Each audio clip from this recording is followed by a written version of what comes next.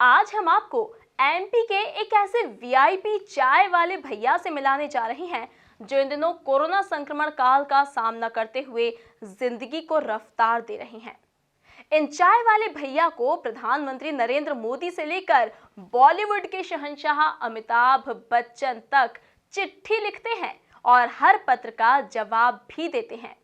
लेकिन ये चाय वाले भैया इन दिनों किस संघर्ष से गुजर रहे हैं और आखिर प्रधानमंत्री से क्या मांग रहे हैं, आइए जानते हैं इस खबर में। ये है रामू चाय वाले जो इंदौर के एलआईजी चौराहे पर छोटी सी चाय की गुमटी लगाते हैं। लेकिन कोरोना संक्रमण काल और लॉकडाउन के चलते अब इनकी जिंदगी का संघर्ष 2 गुना हो गया है। इन चाय वाले भैया की खासियत ये है कि इन्हें चिट्ठी लिखने का बहुत शौक है और उनकी हर चिट्ठी का जवाब देश के प्रधानमंत्री से लेकर बिग बी अमिताभ बच्चन तक देते हैं। अपनी इस वीआईपी पकड़ के बावजूद वो इन दिनों 2 वक्त की रोटी के लिए कड़ा संघर्ष कर रहे हैं, क्योंकि अतिक्रमण विरोधी मुहिम ने उनकी चाय की गुमटी हटा दी और अब वो अपने 8 सदस्यीय परिवार का पालन करने में जूझ रहे हैं। और एमपी न्यूज़ के माध्यम से हम इन चाय वाले भैया की आवाज़ पीएम नरेंद्र मोदी तक कुछ इस तरह पहुंचा रहे हैं। मध्य प्रदेश में इन दिनों ठेले वालों, रेहड़ी वालों की बहुत चिंता हो रही है। अंडे वाले से लेकर सब्जी वाले और फल वाली तक जो है लगातार इंटरनेट की दुनिया में वायरल भी हो रहे हैं। आखिर क्या वजह है कि कोरोना संक्रमण काल के बीच वो गरीब जो कि भारत देश में संघर्ष करने को मजबूर है, वो सबको याद आ रहा है। और कुछ ऐसी ही कहानी से आज हम आपको रूबरू कराने जा रहे हैं, जो है मध्य प्रदेश के सबसे वीआईपी चाय वाले भैया की कहानी।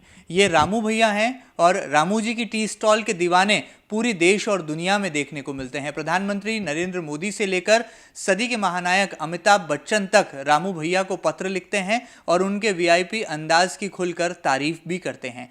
कैसे इंदौर के ये रामू चाय वाले भैया वीआईपी चाय वाले कहलाते हैं और आज इस कोरोना संक्रमण काल में कैसे वो संघर्ष करने को मजबूर हैं, और आखिर वो उनकी जुबान पर कौन सा दर्द है जो कि सरकार की कानों तक वो पहुंचाना चाहते हैं। रामू भैया, सबसे पहले तो बहुत बहुत स्वागत है।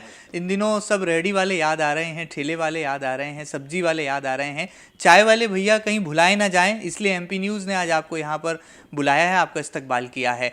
किस तरह से आप अपनी कहानी को जो है बयां करते हैं, और प्रधानमंत्री नरेंद्र मोदी हो या फिर देश के कई नामचीन हस्ती, गृह मंत्री अमित शाह भी उसमें शामिल हैं जो कि आपको पत्र लिख चुके हैं, कैसे आज आपको इस कोरोना के काल में अपनी ज़िंदगी बदलने का एक रंग दिखाई दे रहा है, और अपनी कहानी को कैसे मध्य प्रदेश से पूरी देश और दुनिया से आप वाकिफ़ कराना चाहते हैं? मेरे एलआईजी पे चाय की होटल है, वो भी 3-4 साल पहले तोड़ दी गई। मैं मोदी जी भी एक चाय वाले हैं, उससे देश के प्रधानमंत्री तक पहुँचे, और मैं भी एक छोटे से चाय वाला हूँ। मैंने भी, मेरे जो दर्द है वो कि मेरा छोटा भाई शांत हो गया, 2 फैमिली का भार मेरे ऊपर है और मुझे किसी प्रकार की कहीं से 10 पैसे की मदद नहीं है। तो मैं चाहता हूँ कि जैसे मेरी दुकान थी वो भी प्राइवेट जगह होने के बाद भी ज़बरदस्ती गलत तरीके से तोड़ दी गई, तो मेरे पास जो थोड़ा रोजी रोटी का सहारा था वो भी ख़त्म हो गया। 3-4 साल तक घर बैठा, अभी 4 महीने से कोरोना में मुझे पास खाने का अनाज तक नहीं था। अभी छोटे भाई जो लड़की है वो 12वीं पढ़ रही है, उसके 2 साल से फीस नहीं भरी। मतलब मेरा घर करने, और घर में 3-4 जने, 7-8 जने की फैमिली से 2-3-4 जने की बीमारी है कि 200-300 रुपये रोज़ की गोली लगती है। मतलब उस दवाई लाने के भी मेरे पास पैसे नहीं रहते, घर की बात तो दूर गई। तो मैंने प्रधानमंत्री जी तक 3 पत्र भेजे थे दुकान के लिए, पर वो यहाँ के अधिकारियों ने, प्रशासन ने कोई मदद नहीं करी, तोड़ मोड़ जवाब करके उनको वापस भेज दिया। सीएम साहब को भी मैंने 3 लेटर लिखे, पर वहाँ से सुनवाई की बात तो दूर गई, कभी पलट के एक जवाब भी नहीं आया उनका, मोदी जी, इनका शिवराज सिंह जी चौहान का।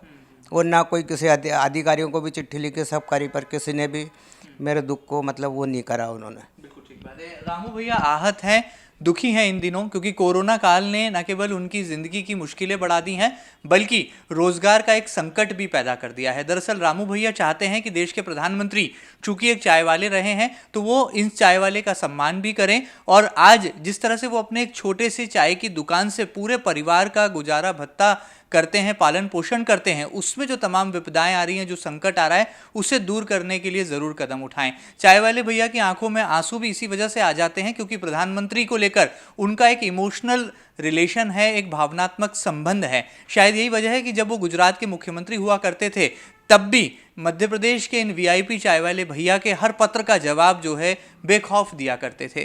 प्रधानमंत्री जी से जो आपका रिश्ता है एक चाय वाले होने के नाते है, या ये जो पत्र व्यवहार है इसके पीछे और भी कोई राज की बात है? नहीं, पर चाय वाले व्यवहार के हिसाब से मोदी जी को मैं शुरू से ही पसंद करता हूँ। मोदी जी अब 2003 में गुजरात के सीएम थे, जब से मेरा उनसे पत्र व्यवहार चल रहा है। जो अभी प्रधानमंत्री बने जब तक उनके मेरे पास कम से कम 10 लेटर आ चुके हैं। अभी 5 लेटर तो प्रधानमंत्री बने जब आए और 5 लेटर सीएम थे गुजरात के जब आए, इसलिए। अच्छा, क्या कहना चाहेंगे, ऐसी कौन सी हस्तियां हैं, कौन से ऐसे बड़े नाम हैं विश्व के जो कि आपको पत्र लिखते हैं, आपको चिट्ठियां लिखते हैं, आपकी हर चिट्ठी का जवाब देते हैं, और ये कैसे ये परंपरा शुरू हुई, ज़रा इसके बारे में थोड़ा सा खुलकर बताइए। मैं भी जैसे चाय की दुकान पे बैठा करता था तो एक शौक देखा कि लोगों का कोई शौक होता, कोई टिकट कलेक्शन करता, कोई सिक्के संग्रह कर रहा, तो मेरे मन में विचार आया कि क्यों ना कुछ ज़रा अलग हटके करा जाए। तो मैंने पहला लेटर गुजरात के जब सीएम थे मोदी जी 2003 में, तो उनको लिखा। उनका जवाब उधर से आया तो मेरी और उमंग बढ़ी। फिर मैंने अमिताभ जी को लिखा, उनका आया। लंदन के राष्ट्रपति को लिखा, टोनी ब्लेयर को, प्रधानमंत्री को, उनका आया। जापान के राष्ट्रपति का है, मालदीव के प्रधानमंत्री का है, श्रीलंका के राष्ट्रपति का है। ऐसे काफ़ी जगह के विदेशों के भी हैं, और ऐसा करके मेरे पास आज तारीख में कम से कम 220 लेटर हो चुके हैं आज तक। अभी गृह मंत्री जो बने अमित शाह जी ने भी भेजा लेटर, उनका भी है। ऐसे करके काफ़ी बड़ी बड़ी हस्तियों के लेटर मेरे पास है। चलिए, बहुत बड़ी बात है। चाय का छोटा सा व्यापार है लेकिन शौक जो है वो बहुत बड़ा है, बहुत पूरी दुनिया का दिल जीतने का उनका एक अंदाज है।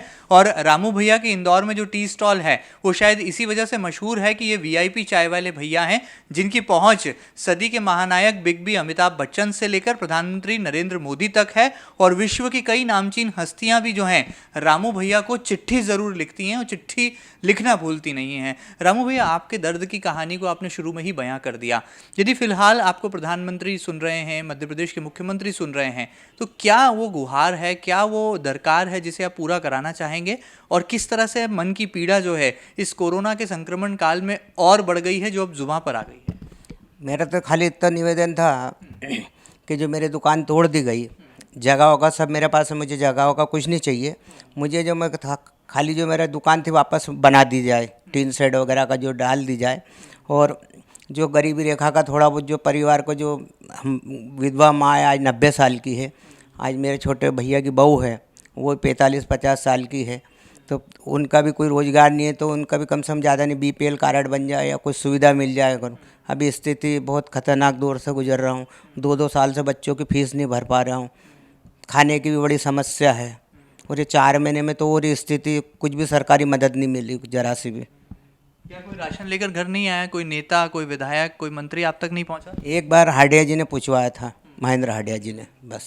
उसके बाद कोई पूछने वाला कोई नहीं, कोई उसके बाद किसी ने भी हेल्प नहीं करी। क्या अभी ऐसे दौर में जब सामाजिक दूरी बहुत ज़रूरी है, आपकी चाय लोग पीने आ रहे हैं, उससे गुजारा हो जाता है पूरे परिवार का? अभी बिल्कुल भी वो, इसके कारण क्या है कि एकदम भीड़ बिल्कुल भी नहीं है। ऐसे ही हफ्ते में 3 दिन दुकान खोलने का वो है, 100 रुपये रोज़ भी मिल नहीं पाते हैं, और 7-8 जनों का परिवार चलाना कैसे।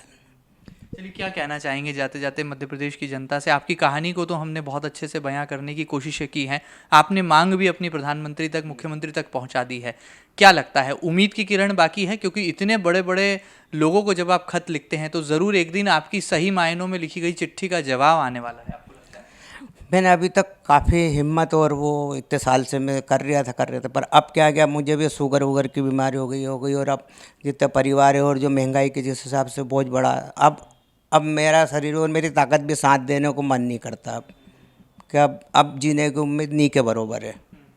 लेकिन क्या लगता है, उम्मीद तो है ना? आपको लगता है एक दिन प्रधानमंत्री जी जरूर सुनेंगे, उनकी चिट्ठी का जवाब आएगा और आपकी सारी समस्याओं का हल निकल आएगा? इसीलिए मैं प्रधानमंत्री जी की उम्मीद पे ही बैठा हूँ। मैंने अभी बीच में ही मन बना था कि एक चिट्ठी और उनको लिख दूँ कि आज नहीं तो कल ने कभी भी उनको खबर मालूम पड़ेगी तो कुछ मेरी हेल्प करेंगे कुछ ना कुछ। चलिए, उम्मीद पर दुनिया कायम है।